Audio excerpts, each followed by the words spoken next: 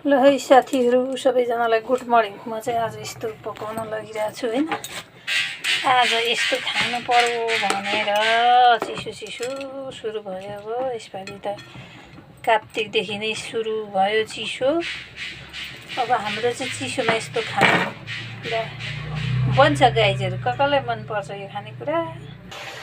अब यो मेरो थुक्पा चाहिँ रेडी भयो। अब पाक्यो यसरी उमाल्ने उमाल्ने पकाउने। अनि यो अदुवा लसुन केलाएर यहाँ ठिक पारेको छु।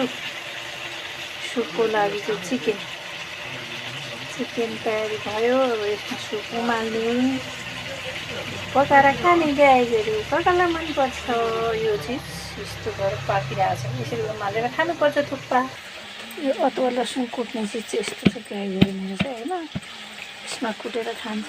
गाउँघरमा चाहिँ सिलौटो हुन्छ, यहाँ पनि हुन्छ, छन्छ छ मसँग। तर मलाई चाहिँ यस्तोमा सजिलो लाग्छ। त्यही भएर यसमा अदुवा लसुन कुट्ने अब सुपमा लगाउने।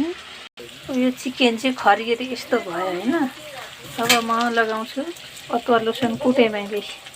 यसमा कुट्दा पनि यस्तै मसिनो हुन्छ नि त। अनि त्यही भएर अब त्यसलाई चाहिँ यस्तो गरेर यस्तै लगाएर अनि अलि पर्पल भुटेर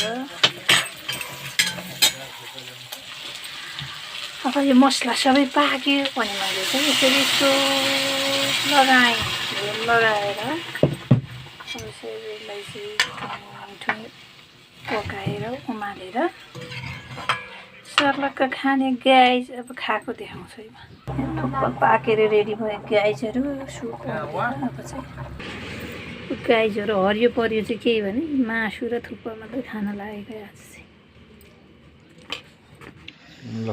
गाइजहरू खाएँ ल।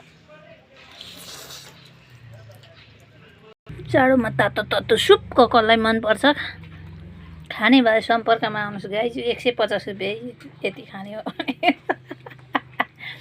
तर काका भतिजीले त्यत्रो यत्रो खाएर पनि यत्रो भाँडामा खान्छ नि काका भतिजी। मलाई पैसा दिने कुरा गर्दैन यार, के गर्नु। ल गाइजहरू सबैजनाले फलो सब्सक्राइब गरिदिउँ है गाइजहरू।